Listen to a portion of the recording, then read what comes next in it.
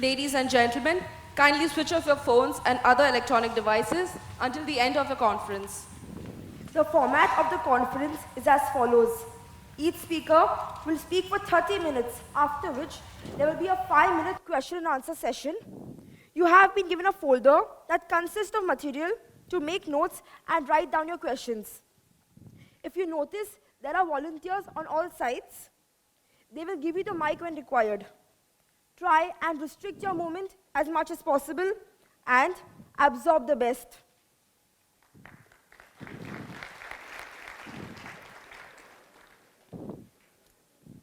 Ladies and gentlemen, welcome to Colloquium 2017. I am Pearl D'Souza. And I am Ria Sawant. And we are your hosts for today.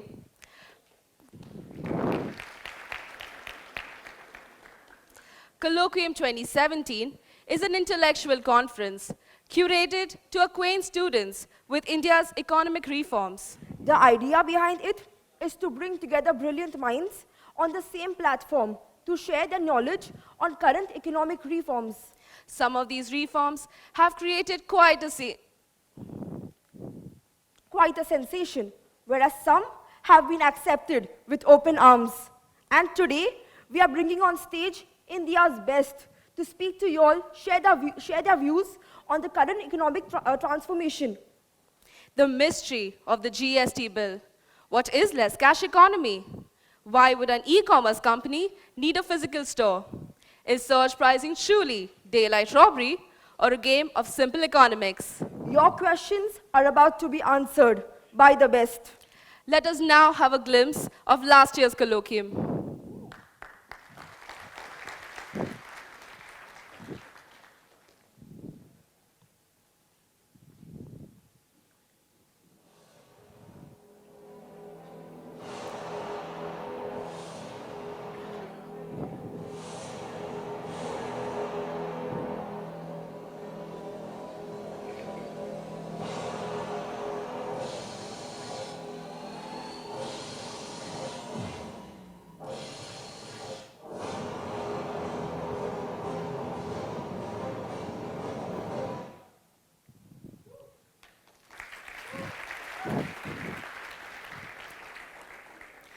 Before we commence, let me call upon stage our Vice Principal, Dr. Rajwade, our keynote speaker and Chief Economist of Care Ratings, Mr. Madan Sabnawis, our Head of Management Studies, Professor Shashank Pai,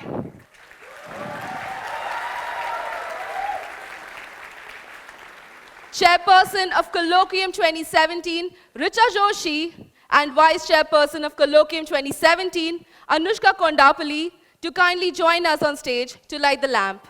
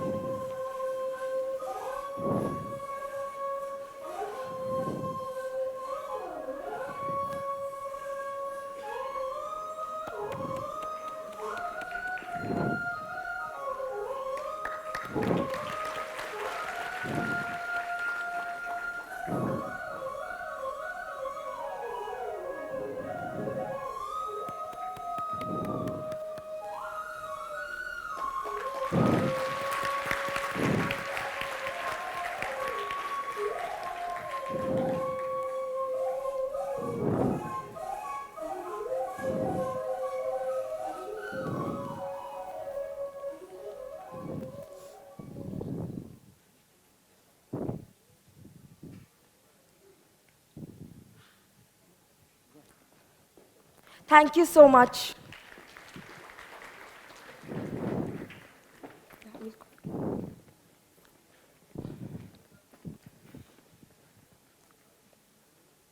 We would now request our Vice Principal, Dr. Rajwade, to come on stage. Mr. Madhav Rajaram Rajwade is the Associate Professor, Department of Physics, Sathaye College, and the Vice Principal of Sathaye College. He has 26 years of experience in teaching and 14 years in Administration Department. He has done his PhD in Physics Communication from YCMOU. He has special interest in student knowledge in organizing physics. He has written 2 research papers, which were renowned journals with ISBN. He has also attended 4 international conferences, 2 in Goa, 1 in New Delhi, and 1 in Malaysia. He also writes for the Marathi science column in local newspaper, Vruddha Manas. Let us welcome Mr. Rajwade on stage with a huge round of applause.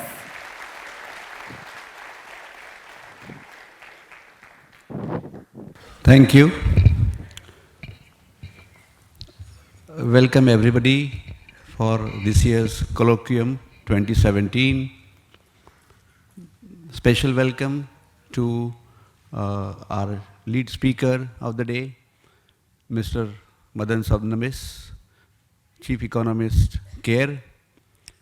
Welcome also to dear students from different colleges in the University of Mumbai. Parents, special thanks to Shashank for being at the helm of such a great effort on the part of Sathaye College. And of course, the participating students. Sathaye College is an institution which enters 60th year in a year or two. This is a college which services more than 7,000 students, runs many courses in Faculty of Arts, Science, Commerce. We have courses in IT, B.M.S, as you know, and B.M.M, Bachelor of Mass Media. Also some postgraduate courses in sciences, botany, chemistry, IT, in media as well. We have a course in PhD in physics. So this is an institution which has deep roots in educational sector. And I'm very proud to say that the B.M.S department, which is actually nascent in the context of other departments, but has taken very strong roots in our institution, and they always make us proud in organizing events of this scale.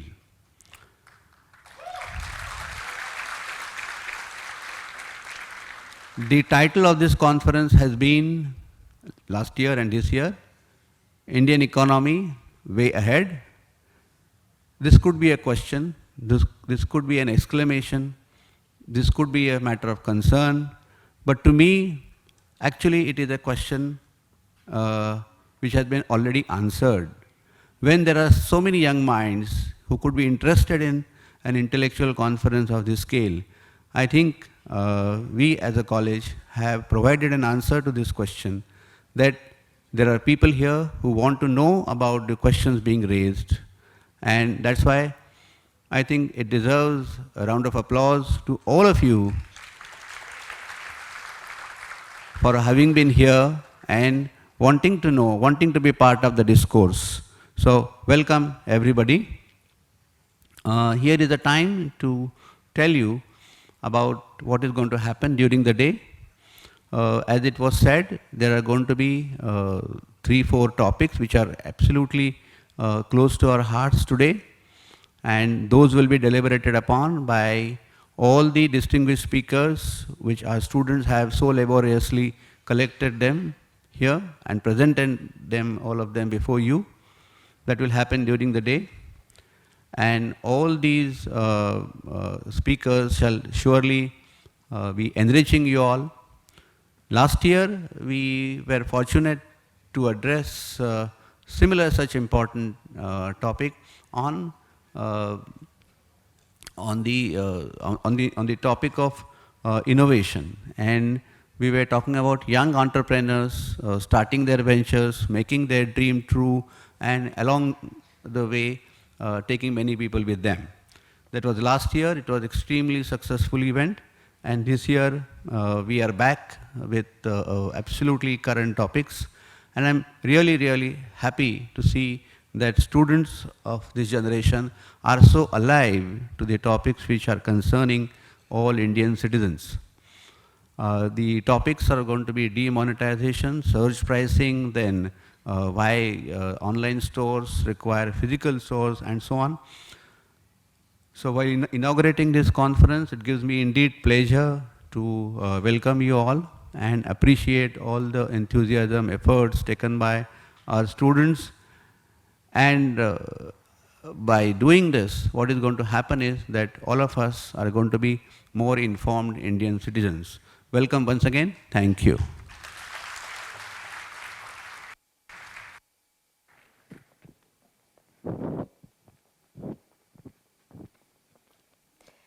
Thank you, Dr. Rajwade, for your warm welcome. Let us now begin with Colloquium 2017, Indian Economy, A Way Ahead.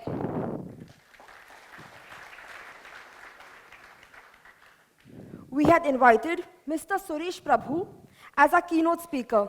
However, due to some unforeseen commitments, he could not be with us today.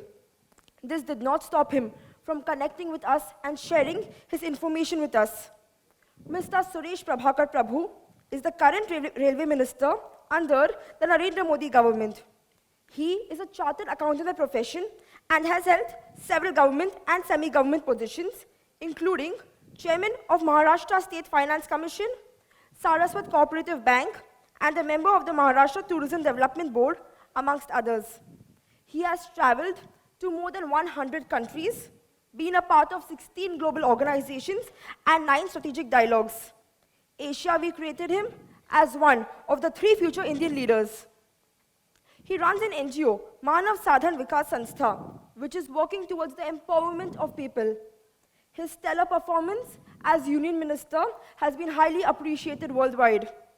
His contribution towards India's excelling economy has also not gone unnoticed. Ladies and gentlemen, something that has never happened before. On behalf of the B.M.S department of Sathaye College, let us introduce you all to Mr. Suresh Prabhu digitally.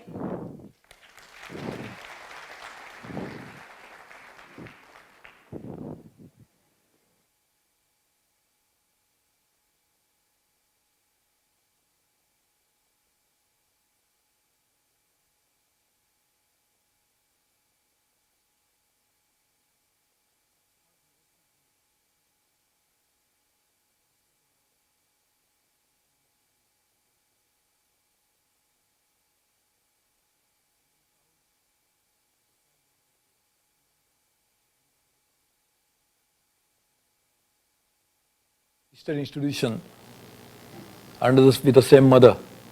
Polytechnic Vidyalaya runs both the institutions. So I'm very happy that in a way it's my alma mater that I'm speaking to you. I wish I could be there physically present, but I will be in the northeast and therefore I will not be able to join you personally, physically.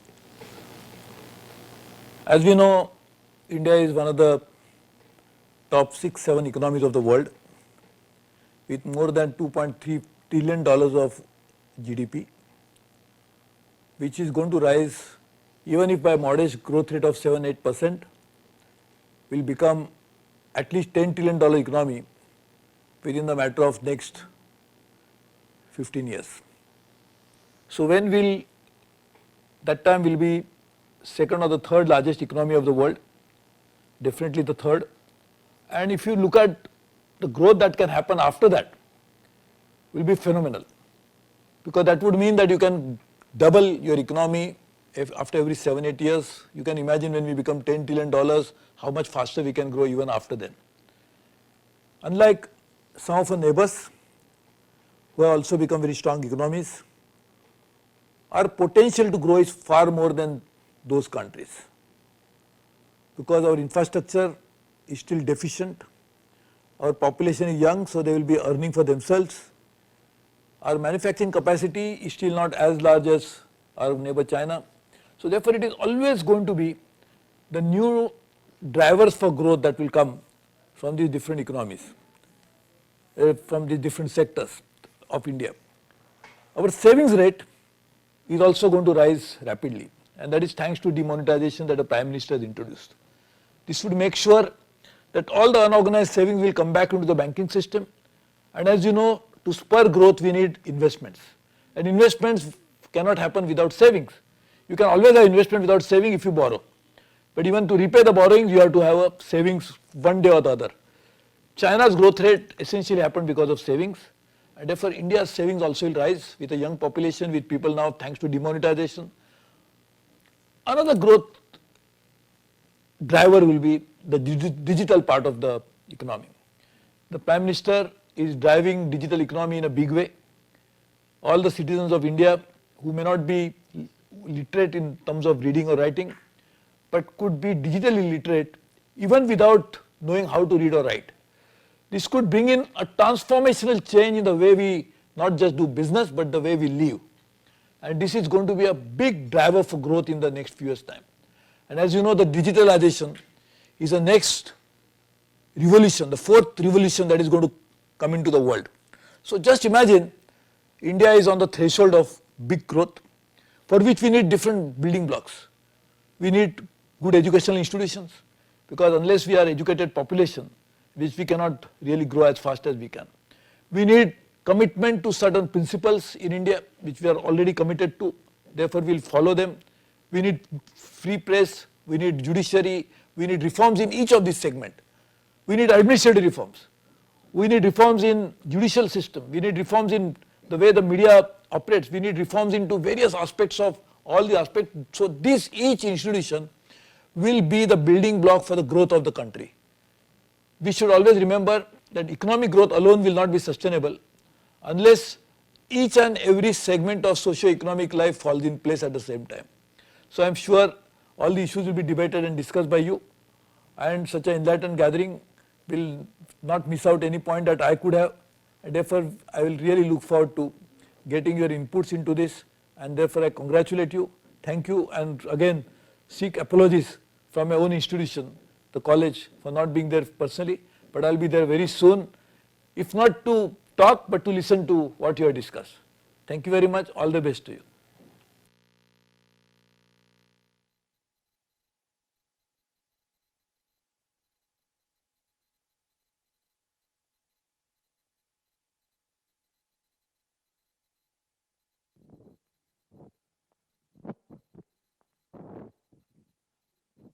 Our keynote speaker for the day is Mr. Madan Sabnawis.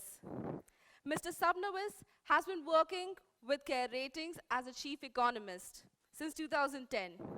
He's the chief economist with NCDX Limited, L&T, and ICICI Bank. He started his career in economic department of erstwhile ICICI Limited. He has postgraduated in economics from Delhi School of Economics and has done his BA Honours in Economics from St. Stephen's College, Delhi. He is a member of the Research Advisory Committee of the Indian Institute of Banking and Finance and Board of Studies Economics and MIMS. He is also the author of around 2,000 articles on various subjects in economics and has written in Financial Express, Economic Times, Business Line, Business Standard, Mint, and First Post. He has also written 2 books, Macroeconomics Demystified and Eco-Quirks. He takes part regularly in discussions on various economic topics in TV channels like NDTV Profit, CNBC Awaz, BTVI, and ET Now. The man who knows economics on the back of his hand. Please welcome Mr. Madan Sabnawis.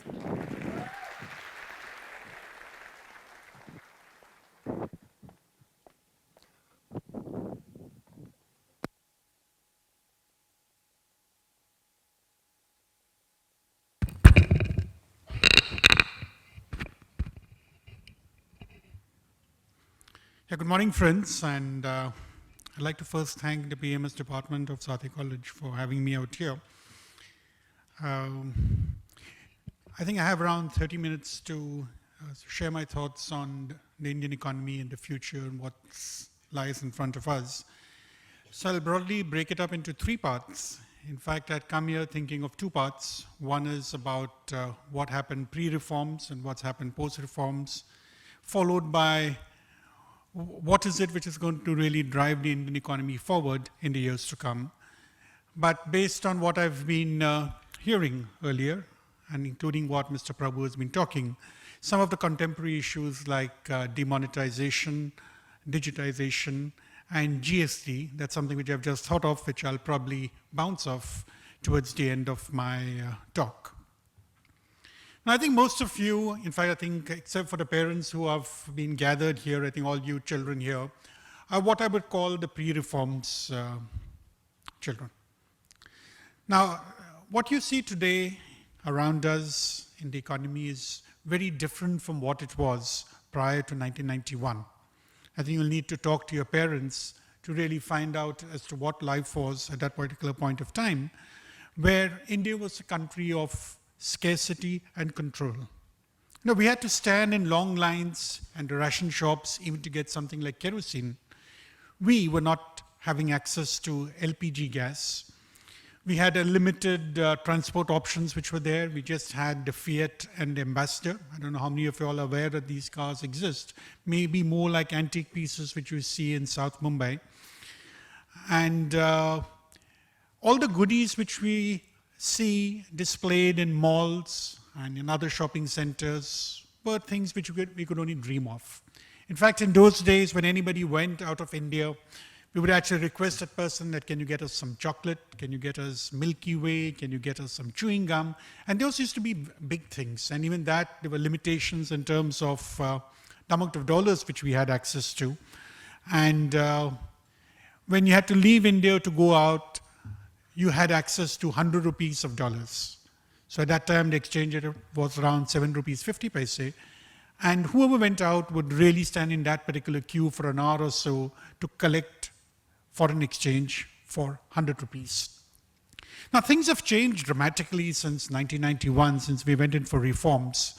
And all the good things which you're seeing today is a result of the efforts which have been put by successive governments to take it forward. So in brief, what we really did was we opened up the economy. We made competition the buzzword in almost every sector. And industries which at one particular point of time were not able to expand because you need to get a number of licenses, you need to get permission for expansion, for diversification. And all this actually meant there was a lot of red tapeism. Like I couldn't just go to one person out here and say, look, I want permission. There were around 15, 20, 30, 40 permissions which had to be gotten. And one had to keep bribing your way all through. That was how you really got your permission to do it. So actually, if we talk of most of our large Indian corporates which have made it really big today, they had put in a lot of effort and life was really tough for them prior to 91. So it was after 91 that we decided that, look, let's open up, let's make life easier for business, let's get in foreign investment. Let's also make sure that the banking system is opened up, the stock markets are opened up. So again, just for your information, at that particular point of time, we only had public sector banks. And the choice was you go to SBI, you go to Bank of Baroda, but the service is the same. The enthusiasm from the point of view of the bankers out there are the same. They didn't really bother whether you were opening an account or not because you had no choice. So we had this kind of a cozy, laid-back system which worked well, suited the purpose because we had this grand dogma about socialism which was there. So we called it a mixed economy which we followed after independence. And the whole idea was that we need to have a large, bloated public sector because that will look after redistribution. Whereas the private sector, which was looked upon with a large amount of suspicion, had to be controlled so that whatever growth they brought about was orderly. So obviously this does not really work. And in fact, lots of people term this as a kind of classic Indian stagnation which took place where the Indian economy grew at 3.5%. It got elevated to around 5% in the 1980s. And we were quite comfortable in this kind of an environment. But we had a kind of crisis-like situation in 1991, and this is when we had to go to the IMF for a loan. And when we went for a loan, they put a number of conditionalities. And IMF conditionalities are generally saying that you open up the economy, free the markets, let in foreign investment, free your exchange rate. So the exchange rate, which was around 8 rupees 50 paise to $1, suddenly shot up to around 22, 23, and then kept moving according to what the market forces dictated. So this was probably the turning point, and I think that's when the Indian growth story actually changed. And one positive thing which we have seen is that, notwithstanding the fact that we've had different governments in power from 1991 onwards, it also included not just the Congress, the BJP, the other parts of the alliance of NDA. We also had the communists which shared power with the Congress and the UPA government. The direction has been quite unequivocal. Everybody says that we should go ahead with reforms. Maybe the pace at which we have been opening up could have slowed down, but which is also quite natural because the law of diminishing returns very much holds even when it comes to reforms, where we say that in the beginning when you have nothing, it's easier to push in reforms. And after you start having reforms, the pace would generally tend to slow down.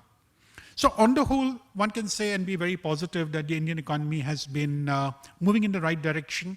And the overall policy framework which is there is more or less known. We know what it's going to be like tomorrow. The pace is, of course, going to vary because there are contradictions which one has to resolve as you go about. For example, it's one thing to say that we'd like to have a lot of imports, cheap imports coming in. So that's when we lower the tariff rates. And suddenly you realize at some point of time that local industry gets affected. Okay, so today we are all complaining about dumping happening from China. So this was the kind of situation we saw in 94, 95, right up to around maybe the new millennium, where industry had a major problem of saying that, look, if you're able to import, say, television sets at a lower duty rate, then what happens to the domestic manufacturers? So this is the kind of contradictions which came up, which had to be resolved over a period of time. So when I say that the pace has kept varying, it's essentially because governments had to look after the domestic concerns also. Now, once we have done this, I would say that the turning point for India has actually been around 2007, 2008. India was definitely one of the better performing economies, but we've sort of reached this stage of importance after the great financial crisis of 2007-8, followed by the sovereign risk crisis, the sovereign debt crisis, which came upon in the Euro region. Now, until that particular point of time, we always felt that US was a leading economy. We had Japan, we had UK. And ever since we've saw the formation of the euro currency, where a certain set of countries got together, accepted a single currency, we saw that the Euro bloc became one of the major dominant factors in the world economy. So countries like India, China, the other East Asian economies were the also run economies which were moving around. China, of course, at a greater pace, India at a fairly moderate pace. But what really changed was in 2007, 2008, when we had the collapse which took place for various reasons because of the financial system collapsing in the US and the contagions being seen in other developed countries. We suddenly had this whole thing of saying that there was a kind of decoupling taking place in the global sphere where the world could be driven by the emerging markets. And this is the first time when the Indian economy name or the name of India actually resonated everywhere. And we had this concept which Goldman Sachs had coined called the BRICS economies, the BRIC, which later on had an S also coming in, Brazil, India, China, and South Africa. And Russia, sorry, these were the 5 countries which came in, where it was felt that these particular 5 countries could actually propel the economy irrespective of what happens in the developed world. So I think this would probably be one of the turning points which really happened. And then politically too, we saw that India became a stronger force as we were able to change the kind of political equations which were there. All the time it was a case of saying we had the G7 nations which dominated every economic agreement.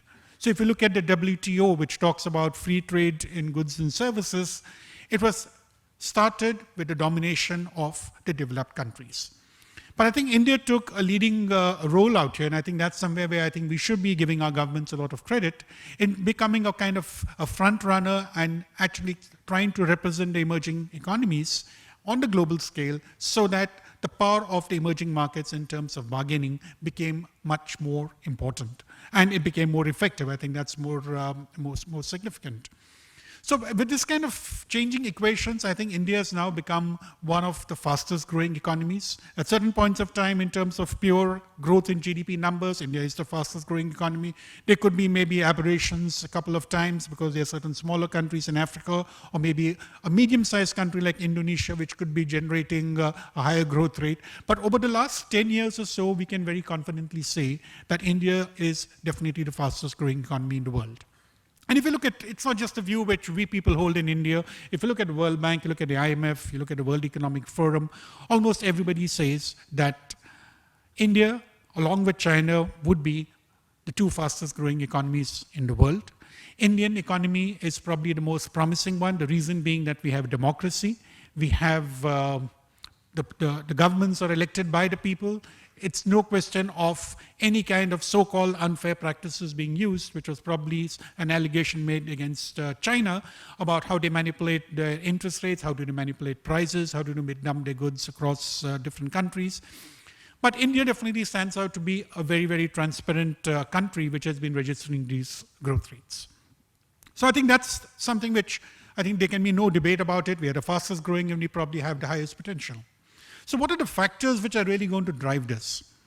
See, one is, of course, the population. I think this is something which we always talk about, saying that even though we have a large population, we have a large youth force.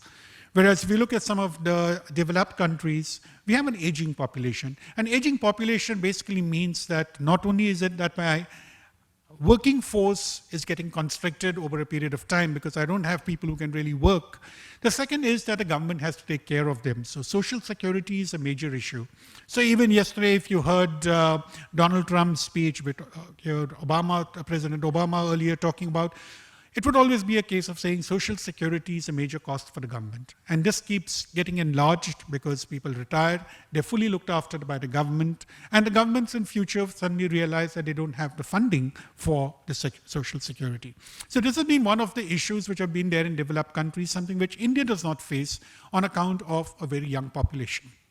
But very often we also tend to get carried away by this business of saying we have a young population.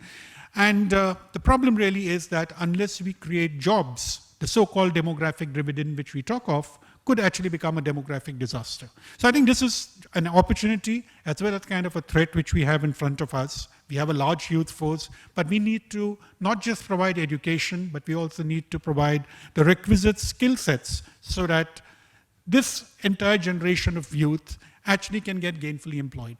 But what we have seen today is that with agriculture becoming less remunerative on account of droughts affecting their livelihood, as well as migration which is taking place in the normal course to the cities, we have these young people coming to places like Mumbai or Delhi or Pune, and then you suddenly see all the goodies in life. You're not employed, you're not willing to take up, say, a job of construction or something of menial labor, and you are looking out for an air-conditioned office to work in, and the result is it has led to other social problems such as crime.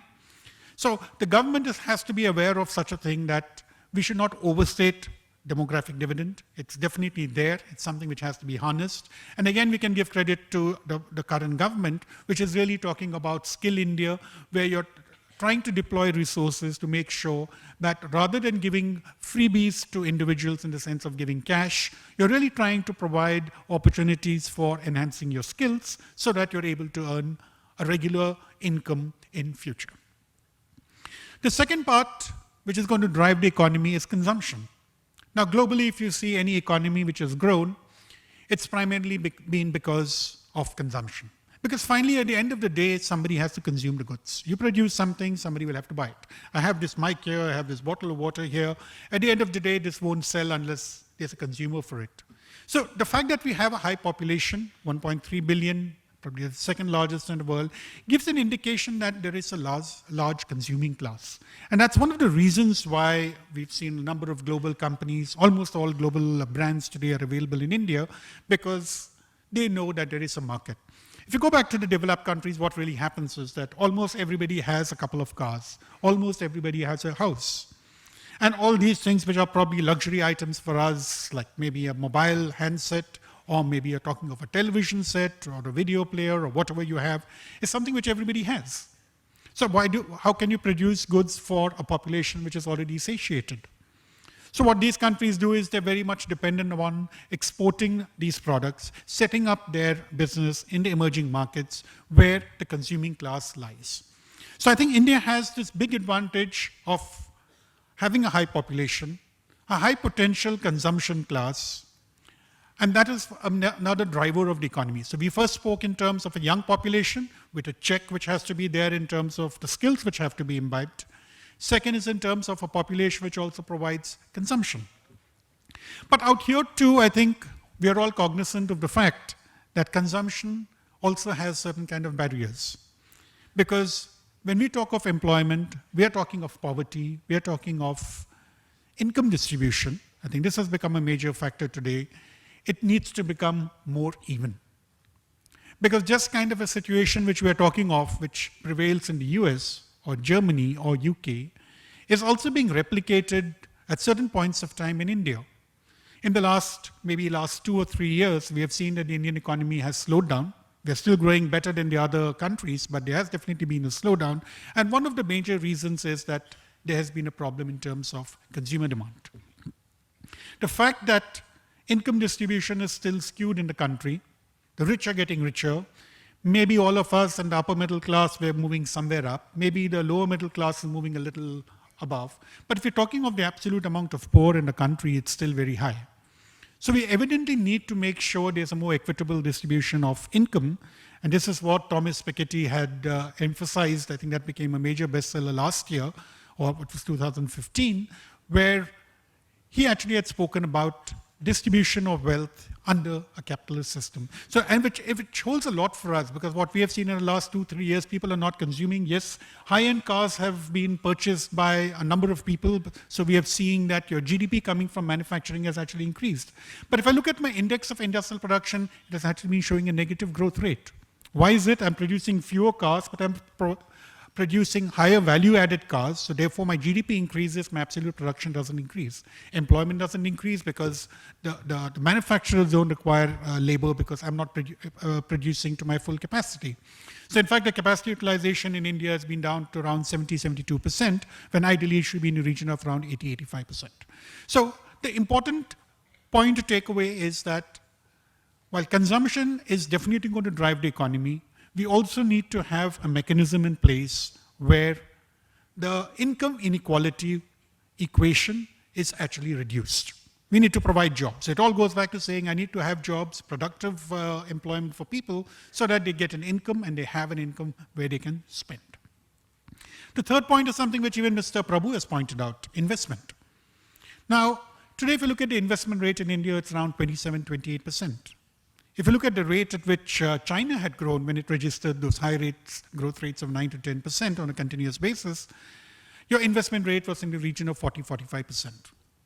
Now, if investment is at around 27-28%, and we are already growing at around, say, around 7-7.5% today, intuitively you can see that if we're able to push up our investment rate to around 35% to begin with and probably scale it up to 40%, the kind of growth rate which we could do on a sustained basis would really be terrific. So I think this is something which, again, has to be worked on. And the fact that I told you that we have low capacity utilization is an indicator that we need to push up consumption so that I have better capacity which is used, which will lead to higher levels of investment. So investment is going to be the next driver, and the fact that I have a lacunae, especially in infrastructure, is indicative of the fact that there is a lot of scope for bringing about higher levels of investment. For example, if you look at, say, the US, or look at any other developed countries in Europe, they have perfect roads. So when I have perfect roads, there's no need for me, and almost every township or village or whatever kind of habitat is there is connected by very good roads. The government really doesn't have to spend on roads. So when I'm talking of having a perfect structure like what exists in most of these developed countries, you cannot push up investment beyond a certain limit. Whereas if you look at India, you just walk outside this particular auditorium, you'll see the road is in bad condition. You walk anywhere in Mumbai, you'll realize that the roads are pathetic, which actually means there's an opportunity for BMC to step in and actually perfect it. So therefore, there is a scope for you to invest more. So infrastructure investment is something which is very weak in India. while it is definitely one of the weaknesses of the economy, it also provides an opportunity in terms of what can be done in future, and this could be another growth driver. But a problem we have when we are talking of investment, of course, is funding. So this is again what Mr. Prabhu had mentioned, that we have to think of increasing our savings rate. People need to have money to save so that these savings can be channelized for investment purposes.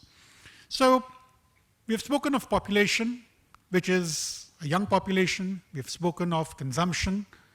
We need to have, of course, a greater modicum of equality, which is going to lead to this future consumption. We're talking in terms of investment. There are lacunae which exist in the system, and therefore there is an opportunity for one to invest, but however, there's a problem of funding, which has to come from higher levels of saving. Now, what kind of structures do we have to bring this about? Now, if you look at our financial system, it's probably one of the most robust systems across the world. In fact, in 2007, 2008, financial systems in all developed countries collapsed. In lots of emerging markets, the banking system came under pressure, the capital markets came under pressure, but India was one of the few countries which were actually insulated. And the reason was because of very good regulation, both from Reserve Bank of India, which is a regulator for the banking system, and SEBI, which regulates the capital markets. So I think this has been one of the strong points, the way in which monetary policy, your stock market policy, your debt market policy have been framed by these two regulators and monitored on a continuous basis, taking few chances, because anytime there's a slip up in the financial system, it could lead to repercussions all the way down the line. So having a strong financial system is a blessing, and I think the Reserve Bank of India in particular has been praised across the world right from 2007, 2008 as being one of the best performing central banks. So I think this is something which we can take a lot of comfort in, that if I have a strong financial system, I have strong regulation, when I'm talking of bringing about this kind of growth, which is to be on a sustained basis, it can be provided by the financial system. The next factor is the government. Now, the government is particularly a very important entity in any country, because today, even in the US, we're talking in terms of a fiscal stimulus being imposed by Donald Trump. If you're looking at Germany, Angela Merkel is thinking of a fiscal stimulus. You talk of UK, there's a fiscal stimulus. If you look at Japan, it's the same story. Now, the government has a very important role to play in terms of bringing about growth, in terms of infrastructure investment. And this is where I think the Indian government has played a very positive part over the last 10 years for certain. And what's more important when we're talking of government spending is that you have to do it in a prudent manner. When I say prudent, it's a case of saying that it's not just because I'm the government, I can print currency and start doing whatever I want to, but that will really destabilize the system. We need to adhere to certain fiscal norms which have been set under the FRBM regulation, fiscal responsibility and budget management. So there are certain norms which have been set, and again, we can take pride in the fact that almost every government has tried its best to adhere to these rules. So we have this concept of fiscal deficit. I don't know if you all are familiar with it. That's become a kind of a guiding mark in terms of formulation of budgets. We have a target of around 3% fiscal deficit, and we've been moving constantly towards it. There could be a few aberrations, but there's a rectification taking place almost immediately in the following year. So having a strong financial system, having a very proactive government which is prudent in terms of not just its spending, but also in terms of its policies, is a very strong point for any country which is looking to grow at a high rate. And the last point in terms of what is going to drive the Indian economy is foreign investment. Now, I would say the vindication of how good a country is, because I think any politician will say that we are the best country. Okay? I will stand here and tell you that India is a great country, we have great potential, and that's the reason why India is going to grow at 8 to 9%. So these are just empty words, because I'll say 7%, maybe there could be a detractor who will say that the 7% is not a good enough rate, why not 10%, why not 12%? But I think the final check which comes about is in terms of foreign investment. What do people who are actually investing their money feel about any country? So I think this is probably the strongest point, because, see, I work in a credit rating agency. So we are a domestic credit rating agency. There are certain international credit rating agencies like Standard & Poor and Moody's.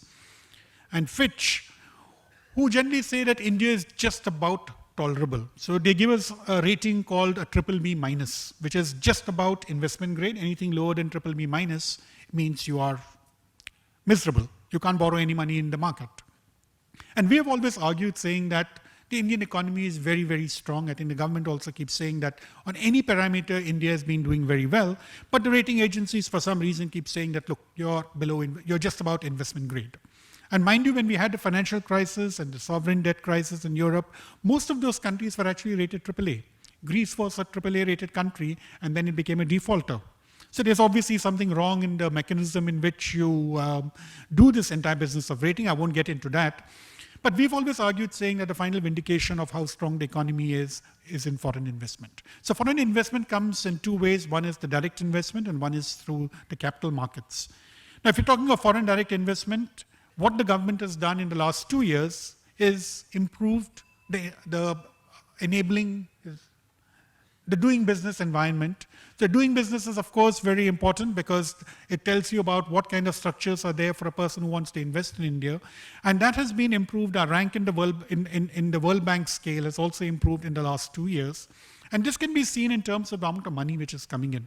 So in the last couple of years, we've gotten something like $35–40 billion in net terms. So there are also certain investments which we make outside. So in net terms, we're getting something like $35–40 billion, which was not really heard of in the past. Similarly, if you look at the investment which goes into the capital markets, that's also been fairly amazing. We get around $30–40 billion. Last year has, of course, been an aberration because funds are going back to the US. They're not investing in any of the emerging markets. But the fact that companies find valuations attractive in India. So why do funds actually invest in the equity market? You think that the Reliance price is, say, 100 rupees today, but we all know that the price of 100 is related to your profitability. If the profits are expected to increase in future, the valuation is going to be higher, 100 is going to become 120, and therefore if I invest my money today in a Reliance scrip which goes at 100, I think I'm going to get 120 in a couple of years' time. So the very fact that these investors are coming into this particular segment means that they believe in the Indian growth story. So on the whole, there's no reason for us to be skeptical about this particular growth story. We'll probably continue to be numerically as well as physically the fastest and the best growing economy in the years to come. But we just need to address certain issues on a priority basis. As I mentioned, employment is an issue, skill development is an issue, and inequality is an issue. Now, coming to a few more of these contemporary issues, one of the major reforms, something which has been pending for a very long time, has been the GST, the Goods and Services Tax. Now, India has a very complex system of taxes because ours is a federal structure. Now, there's a certain tax which is imposed by the central government. There are taxes which are imposed by the state governments, and there are certain taxes which are imposed by the local governments. That is, I'm talking of municipals, or it could be the panchayats. Everybody has certain rights to impose taxes constitutionally. Now, the system has worked very well, but it has become fairly inefficient, leads to a lot of corruption, lots of inefficiency, because as a company, I need to get maybe 30, 40 compliances. I have to file so many returns in different offices. Everything takes a lot of time. It takes a lot of effort. It takes a lot of money because there's lots of corruption which comes in. And that's why most countries have moved to a single tax rate called the Goods and Services Tax. Now, it has been fairly acrimonious in the past, but finally it appears that we have reached a decision of saying that there will be a GST. Of course, it's going to be slightly different from what we have in other countries where there's normally one rate. We're going to have multiple rates. And there's a sharing mechanism by which what is collected at the center will be shared along with the states. And hopefully from July onwards, we should be on board here. But GST, again, I would just sort of warn you that GST is an efficiency enabler. It makes sure that companies are able to work better. They spend less time in bribing, they spend less time in terms of compliance because there's just one particular window which you're looking at. And it helps the government to collect more taxes because lots of people who are out of the tax bracket will now come into the tax bracket. The reason being that suppose I was a small and medium enterprise, I was making certain procurements, I was paying in cash, I was not showing what I was buying, therefore I was not revealing my income in paying tax. Now with GST, if I want to get credit for the tax paid on my raw materials, I would necessarily have to show myself. So in this way, I think if everybody in India is forced to become honest in order to get certain benefits on the taxes on their input side, automatically, intuitively, you can see that the system becomes more efficient. So GST is one big thing which is going to happen. It's definitely going to help in terms of providing incentives for higher growth to take place because you spend less time doing things like compliance. The second issue was, of course, on things like demonetization, which came about in the last 2 months. Now here, while there has been a lot of talk, and I think the way in which the government drew it up initially was to say that we're trying to address black money, we're not quite sure about whether we have actually addressed black money because there's no data to really say that X amount of money has been identified. And my personal view is, it's of course quite different from what the government believes. By going in for demonetization, there's been some kind of a setback which has been received to India's economic growth. So if you look at the RBI's own forecast, the CSO's forecast, that is the official forecast which comes, everybody has scaled down the growth rate for the current year. Because what's really happened is that India is a cash transacted economy. All transactions, especially in agriculture, takes place in the form of currency. Most of the transactions in the SME segment, it's all white money, it's not black money. Because if I'm running a unit, I pay my staff in cash, I buy my raw materials in cash, I probably also sell for cash. So in the absence of currency has definitely affected my manufacturing sector, and that's one reason why we feel that GDP growth in the current year will slow down. It's of course an exercise which probably might have been worth doing because one of the highest, the high point on your agenda was tackling black money. So the government has sequentially went about trying to get it from outside India, then you're looking at within the country going in for demonetization. The government will of course have to come up with certain numbers, which hopefully will happen on the 1st of February when the budget is announced about whether or not they have been able to unearth black money, they've been able to identify black money, and what kind of revenues they're going to earn on account of this money which has been tracked. And while we started off with the objective of trying to to tackle black money, I think the objective changed along the way where they said that we want to digitize India. Now, digitization, to my mind, again, I have a slightly different view from what is normally taken, is that digitization is something which happens over a period of time. It normally is not forced on people. It's something which you incentivize people to do. And there's a cost which is attached to digitization. So it looks very cool today to say that use your cards, use your Paytm and make your transactions. But at the end of the day, somebody is paying for that. So today when you go and make a cash transaction, you pay 100 rupees, it goes through. I use a debit card or a credit card, there's a 2% tax which is charged. I don't pay it, the shopkeeper pays it. He doesn't mind paying it today because he hopes he generates greater volumes, he's cutting down on his profits.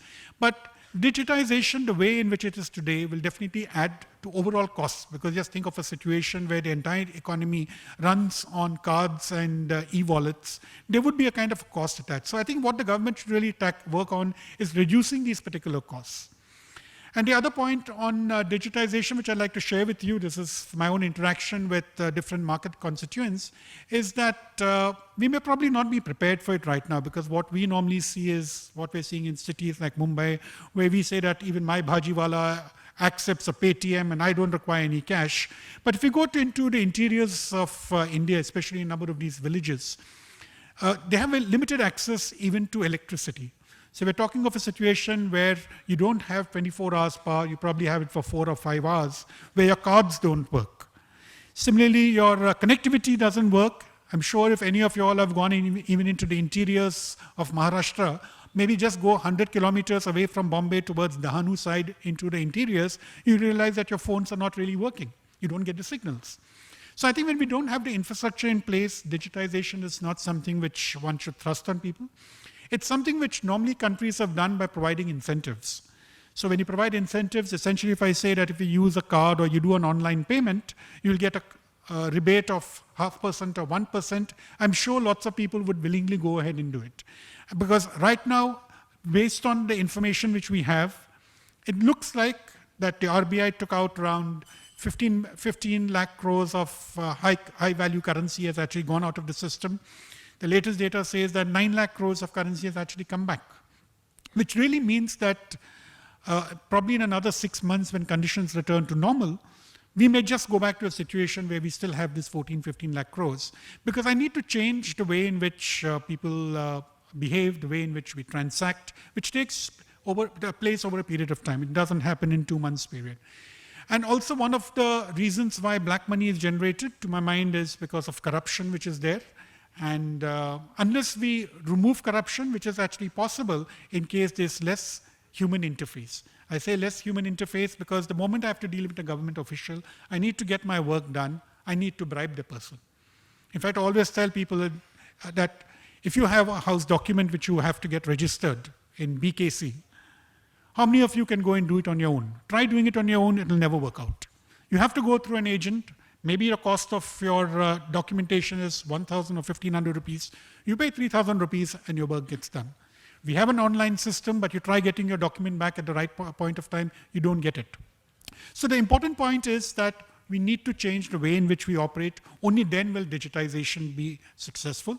And digitization can be a means. It should definitely not be an end. So this may not probably be contrary to what Mr. Prabhu was stating, but it's left for you all to reflect over how we should go about digitization, because it definitely seems to be the next big thing which is going to happen in the country in the next couple of years. Thank you.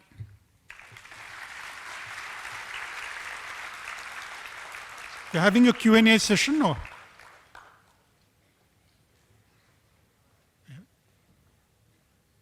Are there any questions from the audience? I would be happy to take them. Anyone wants to ask?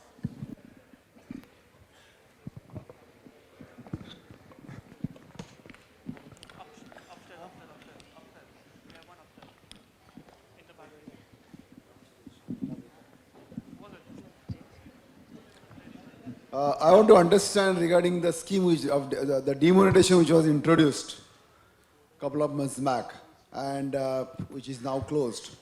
What is the real effect of it? I mean, 15.5 lakh crore was out from RBI, and I understand almost everything has come back. Whether it has helped, what is your opinion on that?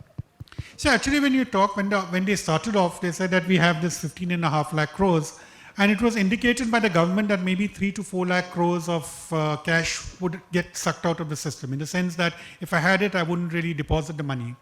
But when they realized that almost everybody was finding different ways, I mean, there were lots of honest people who put their money in. In fact, there's one estimate which says that almost an average Indian housewife has 3 to 4 lakhs of cash at home. Any middle class housewife, you keep it, and it's all white money which is there. So all this money was going back into your Jan Dhan accounts or whichever accounts you were. So when the government really realized that this 15.5 lakhs was probably going to go back into the system, that's when they actually introduced this amnesty scheme, the income declaration scheme, the second version. The first one ended in September, where they said that if you bring forward 100 rupees, pay 50 rupees as tax, 25 rupees will be paid back to you, will be deferred and paid back to you after a couple of years, and you get 25 rupees. I think the whole calculation has actually gone awry, because right now when I say all money has gone back, I really don't know what is the black component and which is the white component. We'll probably get an idea next year, because this scheme runs up to March 31st. If people do come and declare their black money, then you'll get to know how much of money was taken out. But my own sense is it's not going to be significant, because we generally believe that not more than 5 to 10% of the black money in the country resides in cash. Most of it has already gone into property, it goes into gold, it goes into foreign currency. So what is really held in the form of rupees is very, very limited. And even today, whatever reports we've read about black money being sort of targeted, it's actually the small players. See, the large tickets are anyway out of the system. So it's people who probably have 4 crores, 5 crores, maybe some bureaucrat who's taken a bribe from somewhere. These are the kind of guys who are going to get caught in it. But on the whole, I don't think it'll be more than maybe 1 lakh crores, which could finally be the amount which gets declared as black money. But it's anybody's guess right now. Thank you. Yeah, hello sir, upstairs here. Hello? Yeah, sorry. Yeah. No, I'm not able to see from where it's coming. It's to my left or right? So upstairs. Okay. Yeah, sorry. Yeah, sir, this is Ganesh Shetty from MMK College. So I would like to ask you that you just recently said that India is a growing economy. So if we believe the Indian statistics, our growth rate is somewhere around 7.5%. But the international economists have questioned our growth rate and they are saying that India is actually painting a false picture of its growth rate and it should be somewhere around 5%. So can you just share your views on that? No, I think there has been some discussion on the way in which we calculate our GDP, because we had a new methodology which came in with a new base year of 11-12, where the numbers looked slightly different from what they were earlier. But I don't think we can say there's anything, because, and what we are following today is exactly the global practice. So one of the reasons why we changed the methodology, and we are calculating it today at market prices rather than at in constant terms, I mean constant market prices, is essentially because to bring it on global standards. So if you, the way to know whether our numbers are right or wrong is just see what the international forecasts talk about. So today if you look at the IMF or the World Bank, which are probably the two standard numbers which you look at, they are comparable with what we are doing out here. So while there could be an outlier saying that our growth is not 7.5%, but it's 5.5%, I would tend to believe that our number is fairly accurate. Only thing is that, is 7.5 reflect the kind of reduction of poverty or higher employment? That can be debatable because, but in terms of pure numbers, I have a feeling that our number is a fair enough number. Thank you, sir. Good morning, sir. First of all, thank you for such a wonderful insight. This is Antariksh from CRISIL. I just had two questions. One regarding whether post-demonetization, is it good for us to hope for a loan interest cut in the loan interest rate? Also, any kind of cut in the tax rates for the year to come because of the increased money supply with the banks and in turn with the RBI? See, in terms of interest rate, what we have seen is on account of banks receiving a large amount of deposits. I think under normal, I would say under extraneous conditions or the normal course of activity, interest rates have come down because banks, in order to protect their own spreads, have lowered their deposit rates, which has also gotten reflected in their lending rates, that is the MCLR. So in fact, I would say that this has been a positive for the Reserve Bank of India because in the last policy of December, we had all expected the RBI to lower the interest rates, but they didn't have to do it. They could actually defer it maybe for one or two other policies because interest rates were coming down under natural forces. So if you're asking me how would interest rates behave in future, to my mind, they would probably move in only in the downward direction, primarily because A, inflation has been under control, and inflation is the stated objective of monetary policy, that's the CPI inflation number. And B is that the overall liquidity conditions appear to be very, very favorable for lower interest rates. So I think it's only a question of saying that will the interest rates go down by 10, 20 basis points or 30, 40 basis points. This is if I'm talking of the 10-year GSEC. Now, in terms of the tax rates, based on what statements have been made by the Prime Minister, Finance Minister, the Chief Economic Advisor of the government, it does give us the impression that we would not be wrong to expect some kind of benefits on the taxation front in the budget, because it was stated that one of the reasons why they were getting after black money and why the whole country should protest against black money is that on account of black money and the government not picking up enough resources, we were paying higher taxes. So now if the government believes that the program has been successful and they've been able to unearth black money and get additional revenue, I think the corollary is that the tax rates, especially for individuals as well as corporates, should be reduced. So I would tend to believe that the corporate tax rate will definitely be lowered on the 1st of February. Now whether it comes down from 30 to 25 in one stroke or whether it will be in two parts needs to be seen. In terms of personal income taxation, since the government has said that they would like to have more taxpayers, the exemption limit per se may not be touched, but definitely in terms of the slabs between 2.5 to 10 lakhs could be altered internally to make sure that there is some kind of benefit given to existing taxpayers. Thank you, sir.